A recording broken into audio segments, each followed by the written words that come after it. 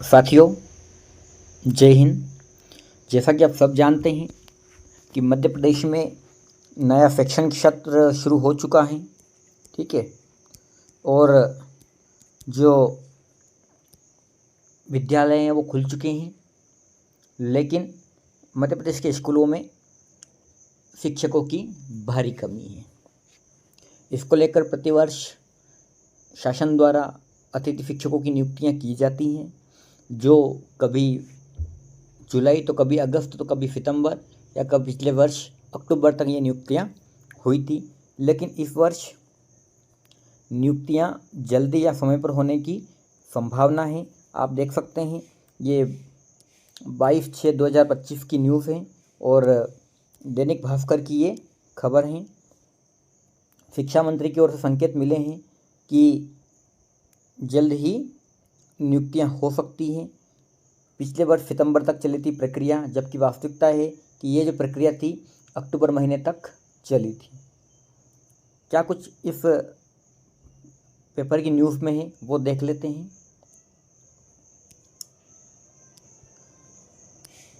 अतिथि शिक्षकों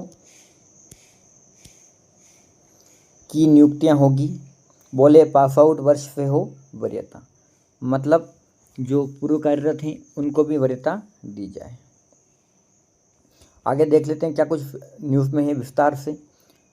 न्यूज़ शुरू करें उससे पहले आपसे रिक्वेस्ट है कि आपने यदि हमारे चैनल को अभी तक सब्सक्राइब नहीं किया है तो हमारे चैनल को सब्सक्राइब कर लें और वीडियो को ज़्यादा से ज़्यादा शेयर करें, ताकि जो हमारे और अतिथि शिक्षक साथी हैं उनको भी ये जानकारी मिल सके। तो देख लेते हैं क्या कुछ है।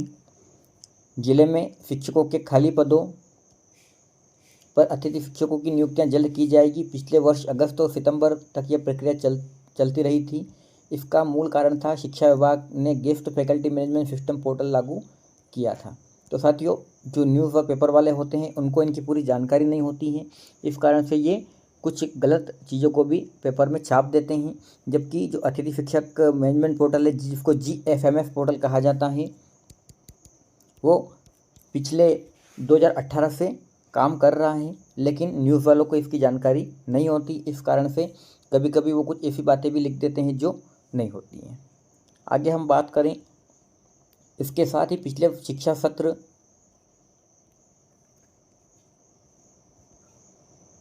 में नियमित शिक्षकों की अतिशेष प्रक्रिया, शिक्षकों की काउंसलिंग की प्रक्रिया भी चल रही थी। सबको पता है पिछले वर्ष अतिशेष और उच्च पद का कार्य चल रहा था, जिसके कारण ये लेट हो गई थी।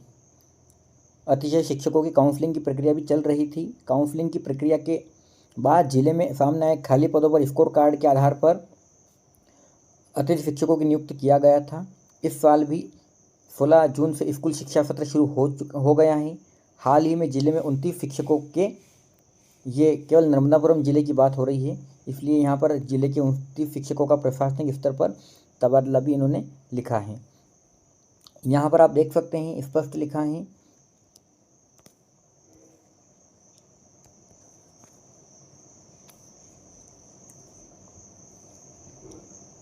जिले में 1700 से अधिक लोग अतिथि शिक्षक रह चुके हैं। योग दिवस के कार्यक्रम में शामिल होने आए मध्य प्रदेश के शिक्षा मंत्री राव उदय प्रताप सिंह ने संकेत दिए। मतलब उन्होंने नर्मदापुरम में कहा है कि बहुत जल्द अतिथि शिक्षकों की नियुक्तियां हो सकती है। अब आगे हम देख लेते हैं कि यदि जो प्रक्रिया चल रही है उसके अनुसार ऑनलाइन काउंसलिंग होना संभावित है। तो ऑनलाइन जो काउंसलिंग होगी उससे क्या होगा, यहाँ पर अतिथि शिक्षक संगठनों ने बताया है, अंक आधार न हो, सीनियर अतिथि शिक्षक रह जाते हैं, वंचित जूनियर को मिल जाता है मौका। तो साथियों, ये सत्य है कि ये पुराने अतिथि शिक्षक हैं, उनके परसेंट कम थे, नए अतिथि शिक्षकों के परसेंट ज़्यादा हैं। इस कारण से उनको मौका नहीं मिल पाता है, क्योंकि काउंसलिंग ऑनलाइन होती है। 2018 वाली जो 19 वाली जो ऑनलाइन काउंसलिंग थी उसमें भी यही प्रक्रिया हुई थी, और जो पुराने अतिथि शिक्षक थे वो बाहर हो गए थे। उसके बाद हम बात करें तो यहाँ पर इन्होंने ये भी बताया है कि वर्तमान में अतिथि शिक्षकों को 1 वर्ष के 4 अंक और अधिकतम 20 अंक, मतलब मान के चलिए 5 वर्षों के 20 अंक दिए गए हैं, जो अतिथि शिक्षकों के स्कोर कार्ड में जुड़ चुके हैं। कुछ अतिथि शिक्षकों के स्कोर कार्ड में विसंगति होने के कारण उनके जो अंक है वो नहीं जुड़ पाए हैं, लेकिन अधिक जो अतिथि शिक्षक हैं उसके उनके स्कोर कार्ड में अनुभव के अंक, यदि उन्होंने 1 वर्ष काम किया है तो 4 अंक, या 5 वर्ष काम किया है तो 20 अंक, और 5 वर्ष से अधिक भी काम किया है तो भी उनको 20 अंकों का वेटेज या अनुभव के अंक दिए गए हैं। इस कारण से वो एक नए अतिथि शिक्षक के साथ अगर कंपटीशन करेंगे तो उनके अंक ज़्यादा होंगे। उसके बाद में जो अतिथि शिक्षक संगठन के अध्यक्ष हैं नर्मदापुरम के, उन्होंने बाइट में बताया है करीब 1700 अतिथि शिक्षक, जिले में 1700 अतिथि शिक्षक हैं। पिछले वर्ष पोर्टल पर स्कोर कार्ड व पुराने शिक्षकों को मौका मिल गया था। नियुक्ति में काफ़ी समय लग गया था। देरी के कारण कई लोग दूसरे काम करने उतर गए, क्योंकि जो नियुक्तियां थी वो देर से हो पाई थी। उसके बाद हम बात करें राव उदय प्रताप सिंह जो शिक्षा मंत्री हैं मध्य प्रदेश के, उन्होंने क्या कहा है, आप देख सकते हैं, उनकी भी बाइट है। जिले में ट्रांसफर और अतिशेष की प्रक्रिया के विषय कंप्लीट होते ही इमीडिएटली अतिथि शिक्षकों की नियुक्ति प्रक्रिया शुरू होगी। मतलब पहले ट्रांसफ़र का काम होगा जो वर्तमान में चल ही रहा है, उसके बाद में जो सरप्लस टीचर हैं,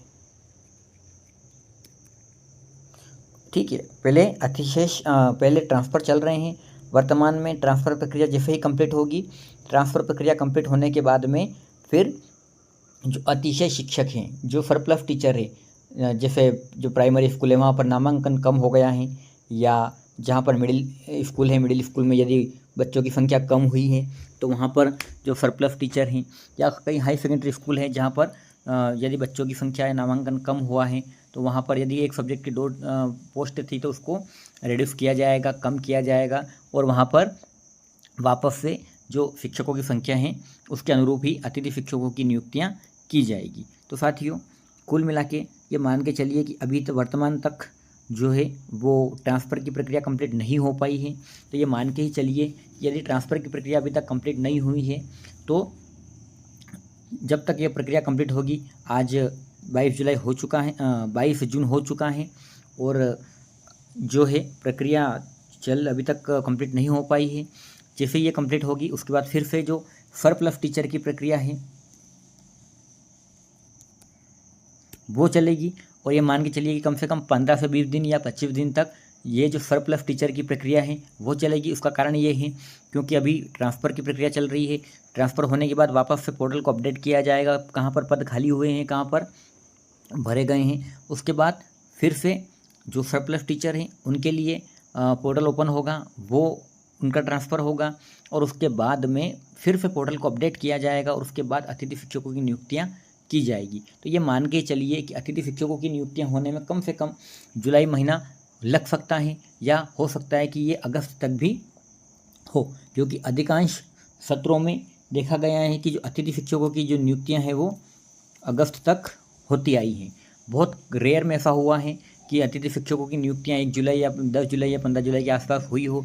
ज़्यादातर जो अतिथि शिक्षकों की नियुक्तियाँ हैं वो 20 जुलाई या 20 जुलाई के बाद ही हुई हैं। तो साथियों, वर्तमान में भी मान के ही चलिए कि आपको जुलाई में नियुक्तियां नहीं मिलना है, इसके लिए आपको अगस्त या सितंबर तक वेट करना पड़ेगा। जो भी अतिथि शिक्षक बनना चाहते हैं, जो पूर्व कार्यरत अतिथि शिक्षक हैं, वो सभी ये मान के चलिए कि आपकी जो नियुक्तियां हैं वो